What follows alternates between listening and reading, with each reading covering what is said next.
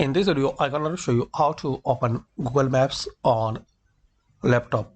So to open Google Maps, firstly open any web browser, then type maps on search bar.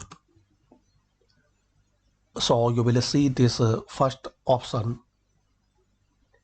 maps.google.co.uk. So click on it.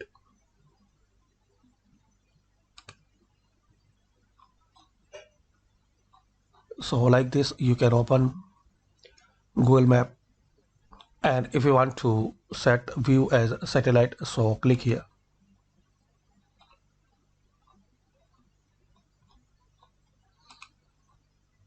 You can pin.